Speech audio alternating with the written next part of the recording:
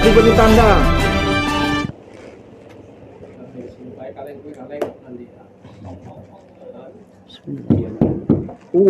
Bismillahirrahmanirrahim.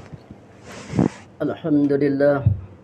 Alhamdulillahilladzi nahmaduhu wa nasta'inuhu wa nastaghfiruh wa na'udzu billahi min syururi anfusina min sayyi'ati a'malina. May yahdihillahu fala wa may yudlil fala hadiya lahu. Asyhadu an la ilaha illallah wa asyhadu anna Muhammadan abduhu rasuluh. Qala ta'ala fil Qur'anil Karim bismillahirrahmanirrahim. Wa kana haqqan 'alaina nasrul mu'minin. Qala Rasulullah sallallahu alaihi wasallam, afdal zikri la ilaha illallah, afdal doa alhamdulillah. Alhamdulillah, para hadirin mulia, puji syukur kepada Allah Subhanahu wa taala dengan rahmat dan sayang Allah Subhanahu wa taala. Saudara, ibu-ibu yang sama-sama mengharap ridha Allah Subhanahu wa taala, Allah telah menyumpahkan kita dalam keadaan selamat, sehat, diberi Allah kesempatan untuk berbuat amal lagi. Ada yang pergi tak pulang lagi, pindah rute. Tapi hari ini diberi Allah kesempatan, kita masih hidup, masih bernapas, diberi Allah kesempatan untuk buat amal lagi. Dan kita berkhurut fisabilillah, kita mengambil sunnah dari kehidupan Nabi. Pulang dari khurut kita minta huzari, ada yang baru, ataupun ada pengalaman baru dari keluar. Maka insyaAllah kita minta waktunya kurang lebih 5 menit mungkin. Huzari ada yang baru ataupun ada cerita baru. Siapa Huzari? Ubay. Ubay. Huzari. Nah, sini. Biar Alia dengar juga. Pertanyaan. Huzari, kesan dan kesan keluar. Alhamdulillah di apa kesan cuma silakan menangis kan apa Kesan-kesan paling kesan keluar kan pertama kali keluar. Apa yang kesan dalam melakukan rumah, apa yang kesan rumah Alia mungkin atau itu doa apa ya? nangis? Tanyakan apa nangis? Satu-satunya orang doa taklim. Amalan lain ada? Sudah. Sen. Antum sendiri perasaan macam mana pertama kali bawa istri? Alhamdulillah. Pertamanya kita nanya kan anak sekolah di mana kan? Apa ngantar kan? Selanjutnya lagi nanya. Berarti kan dia ke sana lagi. Kalau amalan apa yang paling berkesan kata Alia di dalam waktu keluar? Ya cuma apa itu kan taklim ya kan. Terus nama dan taklim ibu ya kan. Saya pikir nak nambah lagi gitu masa. Insyaallah. Nampak keluar ini kata bini. Bin Keluar ini. Masrud. Setelah 3 hari berkali kali. Terus wahyu juga. Bismillah. Alhamdulillah. Ini tenang senang nggak sah? Bismillah. Apa kesan-kesan? Kesannya kalian ngerasa tinggi baru masuk Islam. Allah Akbar. Alhamdulillah. Terus amalan apa lagi yang kesan lagi? Taklim, taklim. Setelah di rumah ini buat talim, Pak. Insyaallah. Sudah ada kitab yang di rumah. Di rumah. Udah komplit dong. Belum. Sempurna kan kalau kitab. Kesan antum bawa istri pertama kali? Kalau Alia alhamdulillah aku cuma yang Demam. Hah? demam. Demam. Insyaallah sehat, pulangnya sehat ya. Insyaallah. Ada niat nambah lagi korbannya? Insyaallah. Keluar jaga nih sopir. Insyaallah. Ada mendapat mimpi bagus mungkin dari keluar. Cuma hilang mimpi orang tua. Belum tahu. Apa katanya? Jaga. Semalam mimpi di masjid. Jaga apa? Dan dia ngomong jaga mimpi. Tidak tahu jaga. Menjaga nih siapa boleh? Semoga istiqomah. Istiqomah. Ada mimpi yang bagus, Pak? 2 hari bagus. Selama keluar 3 hari. Kalau gaya gasal nih bagus Nusro. Bagus Nusro. Nah, terus banyaklah aliyah tuh ibu-ibu bini dari biniku belajar ya orang Gaza gimana teknik cara nusro. Bagusnya ibu-ibunya. Berapa orang nusro sekali paling banyak? Istilah tuh nusro tuh di waktu program, bukan hanya bayan. Oh. Waktu program ya nusro. Alhamdulillah. Puncak nusro paling banyak berapa? Ada berapa orang? Intinya ya datang terus. Datang terus. Minta diganti terus. Dari kesepian. Oh, alhamdulillah. Jemaah di sini Biasanya kan sepi. Masya Allah. Jadi masyarakat ke sana hari-hari 40 ke 50 orang. Allah Akbar. Tiap jam ada orang terus. Allah Akbar. Jadi musyawarah ya Allah luar biasa lah. Bagus. Dan juga terkesan juga yang duduk bayan kemarin luar biasa ramai. Dan orang-orang senang lah. Sampai habis seluruh jemaah saya ni mau dicium semua tangan. Oh Allah. Sama orang tua. Pagi-pagi. Allah. Nah, ada. Lah kayak Bangladesh boleh ya. Nusro. Lah kayak Bangladesh nusro kan ya. Alhamdulillah. Masalah.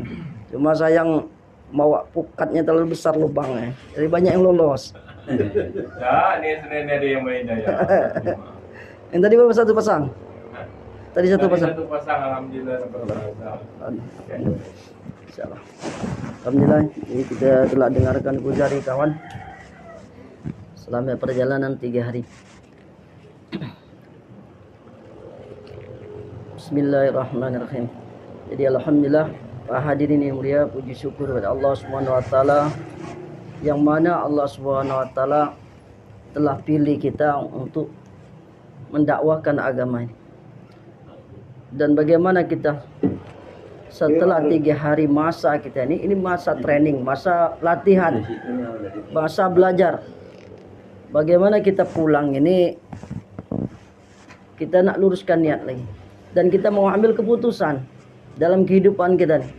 Bahwa kita nih sampai mati kita akan mendampingi suami kita untuk dalam kerja agama. Sebagaimana Khadijah Al-Kubra waktu diguzarikan kepada Waraqah bin Nawfal bahwa Nabi ini suaminya adalah utusan Allah, pesuruh Allah. Diceritakan oleh Waraqah bin Nawfal bahwa suami kamu adalah pesuruh Allah. Suatu saat dia akan dihina, dicaci, dimaki, dibuli, dia akan ditindas, diintimidasi. Kalau aku masih hidup diangkat Nabi, jadi Rasul, diangkat jadi Rasul, aku akan membantu dia.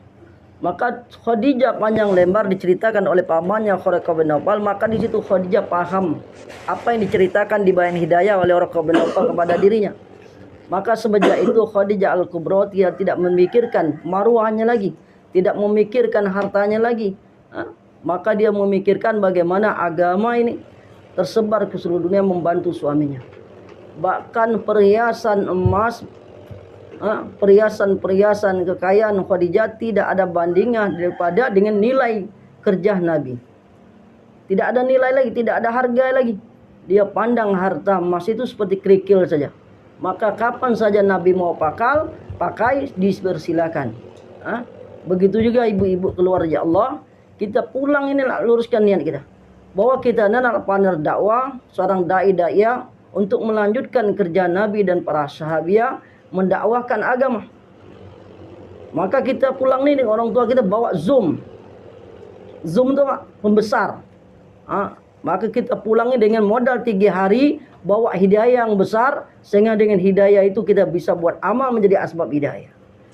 Dan tak lebih lagi kita pulang ini pasti banyak kesalahan, kekurangan dalam kita khurut. Maka kita banyak istighfar. Banyak istighfar kepada Allah Subhanahu wa taala dengan kekurangan amal kita. Kita masih banyak main-main, masih belum sungguh-sungguh lagi di amal istimewa kita. Maka kita banyak istighfar supaya kita mengakui kekurangan kita dalam dakwah. Kita ni orang lemah, kita orang doib, kita belum pantas lagi buat dakwah. Hanya baru belajar icak-icak jadi dakwah. Sehingga pengakuan kita, kesalahan kita kurang dalam dakwah, maka Allah akan ampunkan dan Allah akan sempurnakan kekurangan amal kita. Nah, kemudian Pak hadirin dia, kita pulang nak menghadirkan penyesalan dengan kekurangan kita tadi, sifat nadamah, menyesal. Karena tidak ada jaminan 3 bulan akan datang kita bisa keluar lagi. Umur kita ini singkat. Dan kita untuk keluar 3 hari kadang masanya panjang sekali. Berniat, ditaskil, terus niat, taskil, niat, taskil. Pas begitu datang hari hanya, kita masih belum sungguh-sungguh lagi. Ada penyesalan. Sahabat waktu khurud fisabilillah senang, gembira. Peluang khurud adalah peluang mati syahid besar. Begitu juga kita pulang, apabila kita tidak buat dakwah, ini akan jadi masalah. Maka kita pulang keluar ini melanjutkan kerja dakwah kita selama 3 hari di rumah kita sendiri. Pak hadirin ini mulia, apa yang kita buat, kita pelajari selama 3 hari waktu furud, kita hendaklah bawa ke dalam kehidupan kita. Dibawa dalam kehidupan rumah tangga kita, dalam kehidupan sehari-hari kita. Semuanya, waktu kita keluar kita telah muzarakan, baik pun adab makan, adab tidur, adab istinja, ada perjalanan. Perkara keperluan-keperluan ini apabila kita amalkan, kita sandarkan dengan agama, maka jadi nilai ibadah. Kalau umur kita 60 tahun, makan minum saja ada 8 jam, 20 tahun tidak dihitung ibadah kalau tidak disandarkan dengan agama. Apabila kita sandarkan dengan agama, keperluan-keperluan hidup kita akan jadi nilai ibadah di hadapan Allah. Maka kita siap mengamal. Kemudian Pak hadirin mulia, kita pulang. Bagaimana mau menghidupkan amal-amalan rumah? Indikasi yang berhasil khurud fisabilillah keluar dari Allah 2 perkara saja. Pertama, dia betah di dalam rumah. Kedua, menghidupkan amalan rumah. Betah di dalam rumah, menghidupkan amalan rumah. Ada orang betah di dalam rumah tapi tidak hidup amalan rumah. Dia buka Facebook lah, WiFi lah, internet lah. Bukan amal agama. Tapi Pak hadirin lihat keinginan kita, bagaimana kita dalam rumah hidup amal. Apabila kita hidup amal agama di dalam rumah, suasana 24 jam suasana agama, suasana maka akan terbentuk yang ditargetkan musturot. Apabila ada amal, kita akan menjadi seorang ahli ibadah. Kita akan menjadi orang mutaklimah, belajar berkhidmat kepada suami dan anak dalam rangka memperjuangkan agama, belajar kehidupan zuhud, belajar menjadi seorang dai di kalangan keluarga kita. Dengan adat sering di dalam rumah. Kita buatkan amal rumah kita. Sehingga rumah kita ini seperti pelita lampu. Hidup bercahaya sehingga penduduk langit melihat isi rumah kita. Melihat rumah kita. Rumah kita yang kecil, karena asbab hidayah keluar 3 hari, rumah kita di zoom oleh malaikat. Tadinya tidak ada pelita, ternyata besar. Rumah kita menjadi besar di hadapan Allah. Dan kita selalu dibicarakan penduduk-penduduk langit. Kenapa? Karena rumah kita hidup amalan rumah. Sebagaimana lampu 5 watt naik jadi 10 watt, 20 watt, dan 50 watt. Maka dia akan bercahaya terang. Dengan kita buat amal-amal rumah. Penting sekali menghidupkan amalan rumah. Apalagi kita sudah keluar musturot, kita buat taklim rumah kita. Bagaimana menghidupkan rumah kita dengan amal-amal rumah. Buat taklim rumah, kita tentukan tempatnya istiqomah di mana, apakah ruang tamu, apakah ruang tengah, apakah ada musola. Diiklankan kepada keluarga kita, kapan kita menentukan taklim. Taklim ini jangan tomborangin amal istimai. Amalan istimewa markas. Jangan buat pada maghrib. Kalau kita buat pada maghrib, suami kita tidak duduk. Karena di situ banyak sekali. Ada waktu jaulah, ada waktu jaulah 2, ada malam musyawarah markas, ada malam musyawarah halaqah, ada malam istimai malam markas. Ada 5 malam suami kita tidak hadir dalam duduk dalam taklim rumah. Maka kita cari jam yang kira-kira suami kita hadir duduk dalam taklim. Tentukan waktunya kapan. Mungkin pada zuhur, pas mulai makan, waktu makan siang semua ngumpul, anak ngumpul, suami ngumpul, kita makan semua di rumah. Pastikan suami kita banyak makan di rumah. Jangan makan di luar, jajan. Jajan di luar ini tidak berkah. Restorannya terbuka, ayam panggang kelihat, sayur kelihat. Ulama katakan setiap orang melihat warung makan ini terbuka lauknya, 1 keberkahan Allah tarik. 1000 orang melihat, 1000 keberkahan makanan itu ditarik. Kalau hilang keberkahan maka dia makan banyak, kurang ketaatan kepada Allah. Tundukan pandangan tidak bisa dijaga. Banyak masalah. Karena yang dimakannya tidak ada keberkahan, cuma sekedar kenyang saja. Maka pastikan suami kita makan di rumah, makan sama-sama, kemudian kita taklim sama-sama.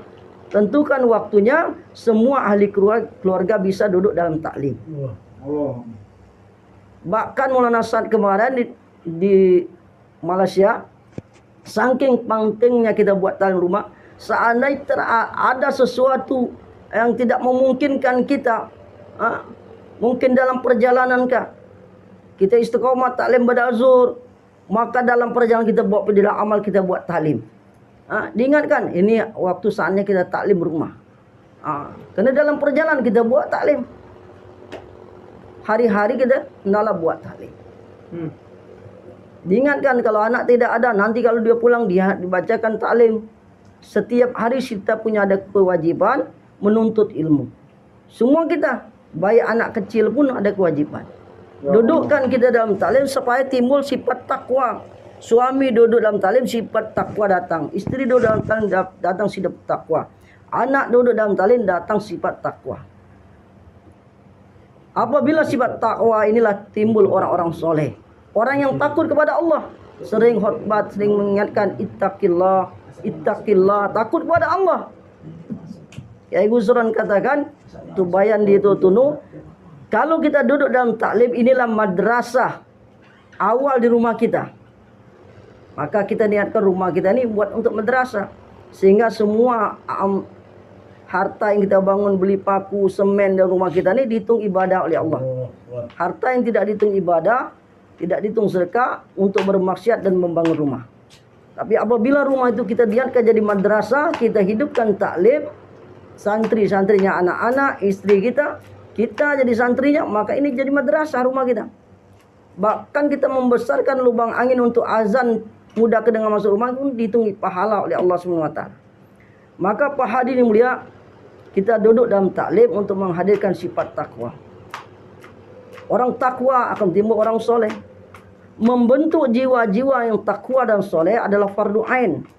Membentuk anak yang soleh, yang orang yang hafiz alim, ini adalah fardu kifayah. Maka jadikan kita ini orang soleh. Jadikan orang soleh, orang takwa.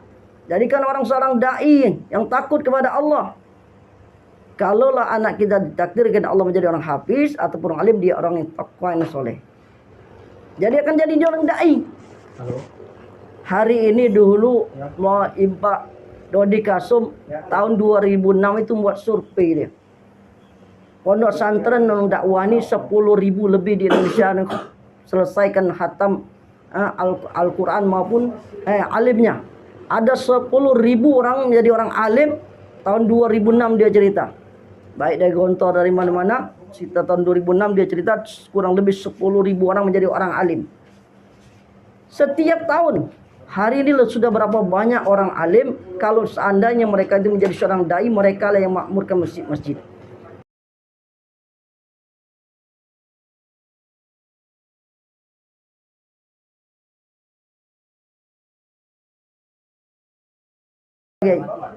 Maka kita dudukkan dalam taklim supaya kita menjadi anak kita menjadi dididik seorang dai yang takwa. Kalau dia selesai mondok jadi hafiz, jadi alim, bukan cukup kita berikan dia pondok madrasah. Kita anak saya hafiz alim, saya bangunkan pondok selesai. Belum. Bagaimana orang-orang hafiz jadi alim, anak-anak dididik menjadi hafiz alim, asbab keberkahan dakwah ini untuk menyempurnakan dakwah itu sendiri. Menjadi anak hafiz alim adalah untuk menyempurnakan dakwah. Dia tumbuh dari buah dakwah taklim rumah untuk menyempurnakan dakwah. Bukan untuk ditunggu dicium tangannya. Tapi bagaimana dia menjadi seorang dai? Dia keliling-keliling kampung, jumpa orang miskin, orang sederhana, orang susah, untuk mereka ngajak mereka taat kepada Allah dengan hujah-hujah yang dia dapatkan. Bukan dia hanya duduk di pondok jadi hafiz alim di bangpan pondok, pakai sorban besar, tabir besar, jubah gamis. Dia duduk di pondok madrasah menunggu orang datang. Pak hadirin mulia, ini dengan keberkahan taklim kita punya cita-cita bagus, keberkahan dari taklim rumah mengeluarkan hafiz alim, tapi mereka jadikan mereka satu jemaah dari mahala kita, ada hafiz alim anak kita pekerja dakwah. Inilah cita-cita Mona Ilyas, bagaimana satu mahala membentuk jemaah 4 bulan, dalam setiap jemaah ada yang hafiz, ada yang alim. Maka buat pikir kita hari ini, buat taklim rumah, buat amalan rumah, mungkin 10 tahun, 15 tahun akan datang akan terbentuk saat jemaah yang sempurna di mahala kita, dan orang hafiz alim adalah dari golongan keluarga kita. Ini yang kita diinginkan. Sehingga setiap orang keluar 4 bulan dengan anak kita, dia banyak hafal ayat Quran, dia banyak mengetahui hukum hakam agama, masalah fikih selama 4 bulan. Nyantri 4 bulan. Bersama ulama, bersama santri, bersama habis Quran, bersama orang alim, madrasah. Begitulah yang dibuat oleh Nabi, begitu juga dibuat oleh Maulana Ilyas. Dia bergerak sehingga hari ini kita kenal hukum hakam agama karena asbab madrasah berjalan. Kalau Maulana Ilyas hanya buat madrasah cukup di India saja, tidak menggerakkan orang, hari ini mungkin kita tidak kenal hidayah. Kita masih bernongkrong dengan songkok hitam, songkok nasional, tidak tahu sunnah-sunnah. Pak hadirin mulia, inilah buat taklim rumah. Penting kita buat taklim rumah, tentukan semua kita duduk dalam taklim rumah. Kemudian Pak hadirin mulia, dengan taklim dengan 5 amal. Kalau sudah keluar mustorot ini semua tidak ada toleransi kalau lupa kita. Ini mesti buat 5 amal. Ta'lim kitabi, halaqah Quran, muzakarah 6 sifat, ada taskilnya, ada musyawarahnya. Buat musyawarah. Dengan musyawarah ini kita suami kita tahu pergerakannya, suami kita silaturahmi kemana, 2 jam kemana, rumah siapa. Ibu catat rumah si A berapa, anak gadisnya berapa, anak bujang. Ini target kita untuk menghadirkan dia dalam taklim mahala, dalam taklim mahala. Dan ingatkan suami kita waktu nisabnya, kapan kita nisabnya. Jangan membentuk jemaah dengan awal yang takbir yang baik, perancangan yang baik. Kemana kita keluar, rute kemana, kapan kita negeri jauh, kapan kita masuk. Dengan awal yang besar. Amin. Awal dari usul takbir yang baik, perancang yang baik. Dikatakan nasihat Sayyidina Ali, batil dengan perancangan yang baik akan menang mengalahkan yang hak. Maka perlu kita perancangan. Maka dengan musyawarah rumah kita ini akan menimbulkan seorang dai internasional. Amin. Karena dengan taklim yang besar, amal yang besar, ini akan mempengaruhi tagaza-tagaza agama. Amin Allah. Taklim ini dikatakan barat ini pintu. Kalau pintu itu besar, maka barang-barang besar akan masuk ke rumah kita. Amin Allah. Tapi kalau pintu itu kecil, maka barang-barang kecil Allah Akbar. yang datang ke rumah itu barang-barang kecil. Tapi kalau pintu besar, barang-barang besar akan masuk ke rumah kita. Begitulah taklim. Kalau taklim kita lama 1,5 jam, paling kurang 1 jam.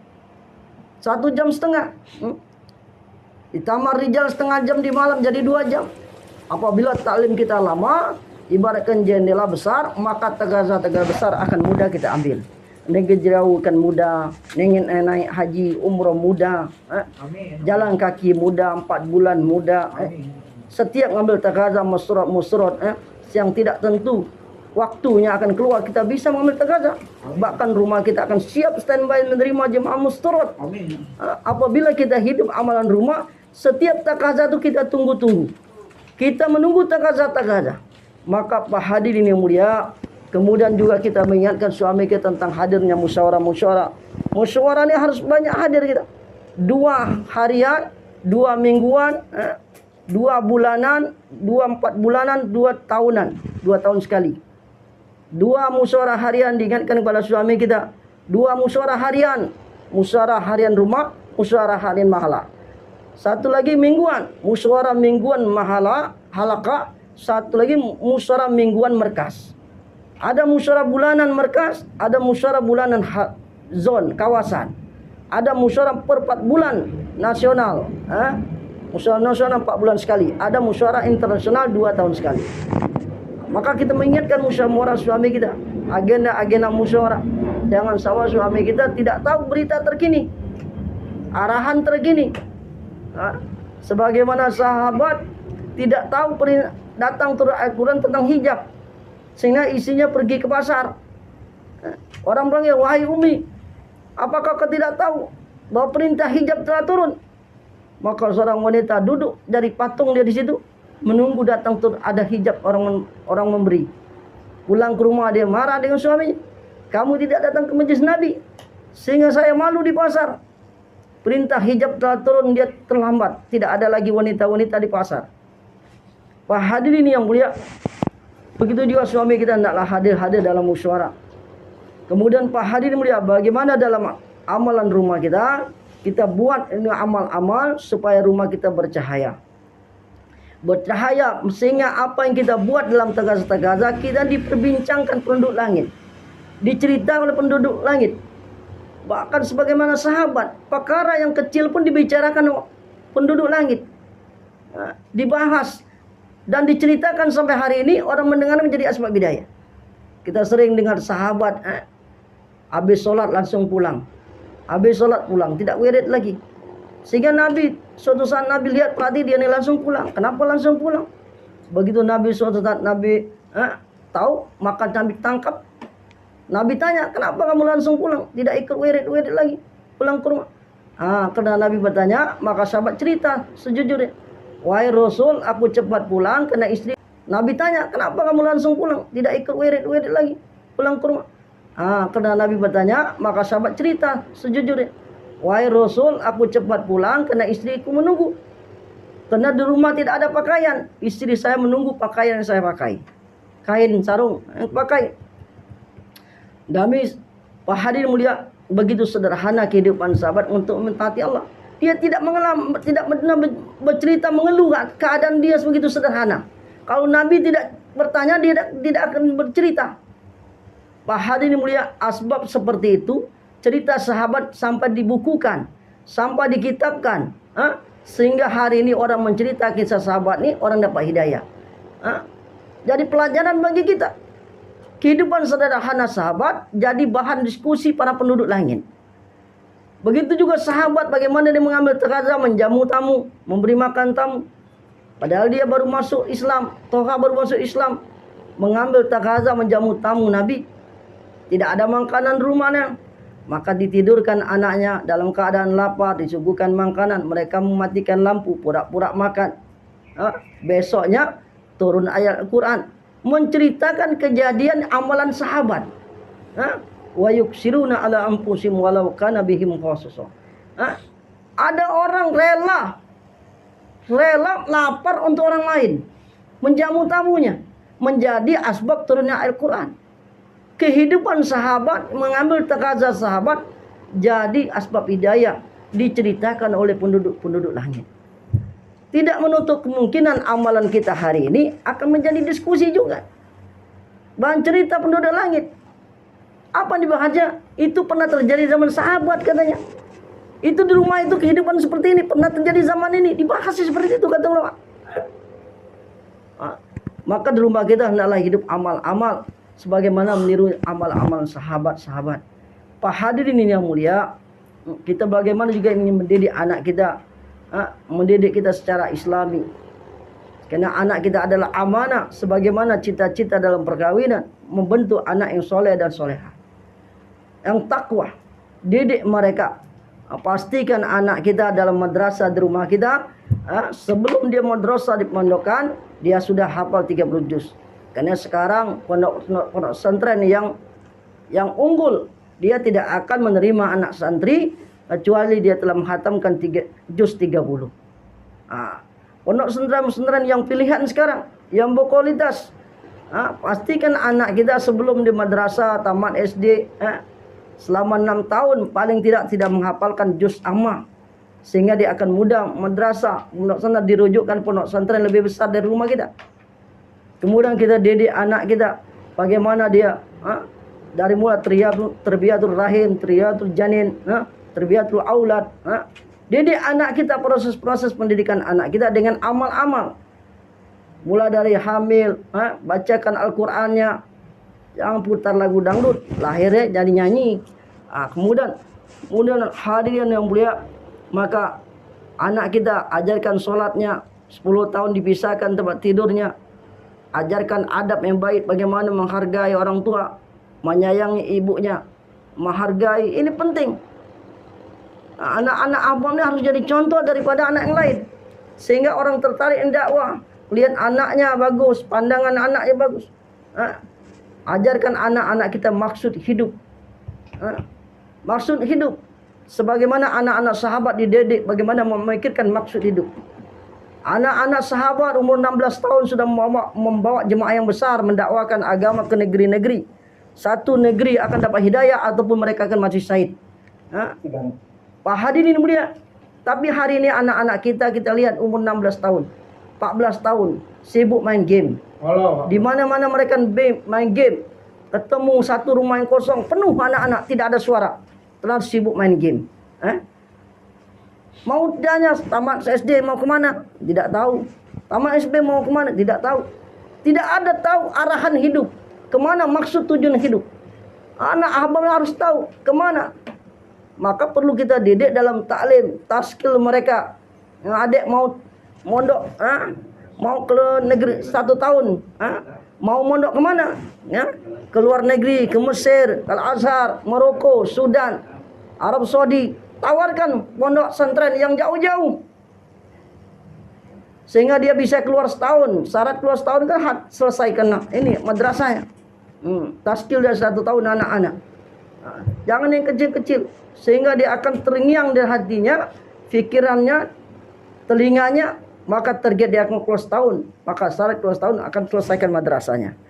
Maka Pak hadirin mulia, anak kita ajar bagaimana dia sholat, tentang kalau dia perempuan, bagaimana dia mandinya, junubnya. Jangan sampai dia cerita kepada anak-anak lain. Ceritakan kepada Pak polisi, anak-anak SMP, curhat bagaimana mandi junub, janabat dan sebagainya.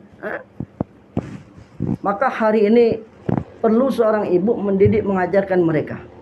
Apabila mereka tidak sholat, maka kita boleh pukul. Anak ini boleh dipukul tidak sholat. Jangan sampai karena sayang kita tidak berani memukul dia. Tempat yang boleh dipukul anak yaitu telapak tangan dan betis. Punggung, betis dan telapak tangan. Tidak boleh pukul wajah. Nabi marah orang memukul wajah binatang, apalagi wajah manusia. Nabi melaknat orang memukul wajah binatang, apalagi wajah manusia. Maka kita perlu peringatan, kata ulama, pukul anak apabila dia tidak sholat. Pak hadirin yang mulia, arahkan anak kita. Kalau sudah besar, pondokkan madrasah. Cari madrasah yang betul-betul ada garis takwanya, mengajarkan sunnah-sunnah Nabi. Tengok bagaimana madrasah itu ditepakut. Kalau gurunya ngerokok, maka anak kita jangan dimasukkan sekolah yang ada gurunya ngerokok. Ataupun gurunya betunang, jangan masukkan anak kita tempat itu. Nanti anak kita belajar betunang. Kita tanya berpenuh. Kalau dia pondok pesantren, kita tanya bagaimana anak ini belajar.